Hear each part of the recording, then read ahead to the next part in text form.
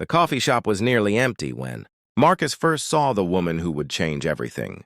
She sat alone in the corner, her fingers trembling as she counted coins on the table, her face flushed with the kind of shame that comes from being broke in a world that demands you pretend otherwise. He watched as she pushed the scattered quarters and dimes toward the barista, her voice barely a whisper as she asked if it was enough for the smallest coffee. The barista's silence said everything.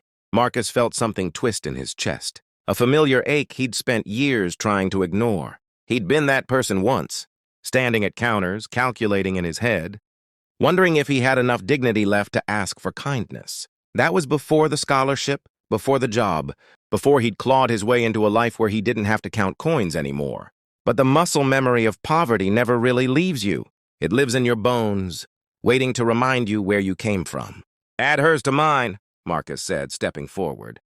The woman's head snapped up, her eyes wide with surprise and something that looked dangerously close to tears. "Please," he added softly. "I insist." She tried to refuse, of course. Pride is often the last thing people are willing to sacrifice, even when they're drowning.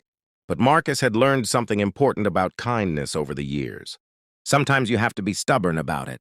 He paid for both coffees, grabbed his briefcase, and was halfway to the door when he heard her voice. "Thank you."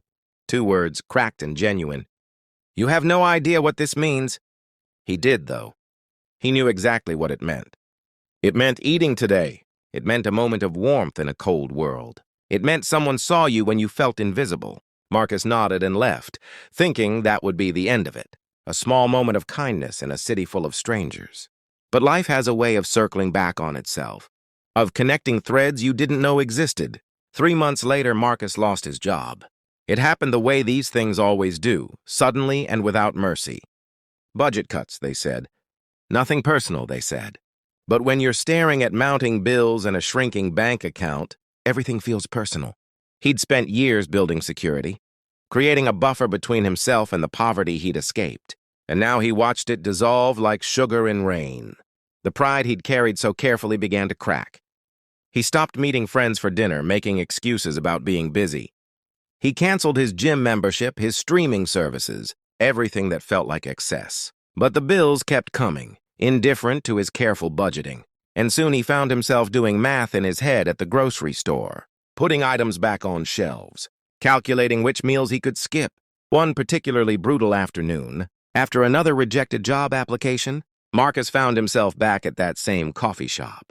He needed to work on his resume, and his apartment felt like a cage of failure. He ordered a small coffee, grateful he could still afford that much, and settled into a corner booth. He was so absorbed in editing his cover letter that he didn't notice anyone approaching until a cup appeared on his table. He looked up, confused, into the face of a woman who seemed familiar but he couldn't quite place. "You helped me once," she said, her voice stronger than he remembered. "When I needed it most, my turn." Recognition hit him like a wave. The woman from months ago, the one counting coins. But she looked different now, not just in appearance. Though her clothes were nicer and her posture more confident, it was something in her eyes. The desperation had been replaced by determination. "That's not necessary," Marcus said automatically, but she was already walking away. "Neither was your kindness," she called back. "But you gave it anyway." Over the following weeks, an unexpected friendship formed. Her name was Sarah, and her story unfolded in pieces. That day at the coffee shop, she'd been at rock bottom. A divorce had left her financially devastated. She'd lost her apartment, and she was living in her car. The coffee Marcus bought wasn't just a drink. It was a reminder that compassion still existed, that she was still worth seeing. That small act had sparked something in her. She'd gone to a shelter that same day instead of sleeping in her car again. From there, she'd found a social worker who helped her access resources. She'd gotten a job at a call center, saved enough for a security deposit, moved into a tiny studio. Step by step, she'd rebuilt. "It wasn't just the coffee," Sarah told him one evening as they sat in a different cafe, this one brighter, full of possibility. "It was that you saw me, really saw me, when I felt like I'd disappeared from the world entirely. That mattered more than you know." Marcus felt something loosen in his chest. He'd been carrying so much shame about his job loss, about the precariousness of his situation, about sliding backward after working so hard to move forward. But talking with Sarah reminded him that struggle isn't failure, that needing help doesn't diminish your worth, that we're all just doing our best with what we have. I'm struggling too, he admitted, the words feeling both terrifying and liberating. Lost my job 3 months ago? Haven't told anyone. Feels like I'm drowning. Sarah didn't offer empty platitudes or uncomfortable pity. She just nodded, understanding in her eyes. Then let me help you the way you helped me. She didn't just mean coffee. Sarah had connections from her new job, networks she'd built while piecing her life back together. She made calls, sent emails, opened doors. Within 2 weeks, Marcus had 3 interviews lined up. Within a month, he had a new position, not quite what he'd had before, but something with potential, something he could build on. But the real gift wasn't the job. It was the reminder that kindness isn't a one-way street, that we're all vulnerable, all struggling, all in need of grace, that the line between having enough and not having enough is thinner than anyone wants to admit. And on either side of that line, we're still human, still deserving of dignity and compassion. A year later, Marcus and Sarah were having lunch at a restaurant neither could have afforded during their hardest days.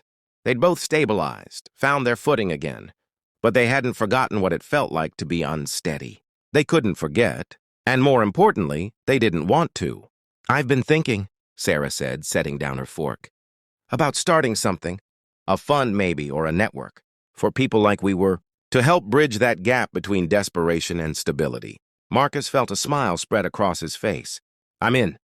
They started small, a collection jar at the coffee shop where their stories had intersected, then a social media campaign, then a website.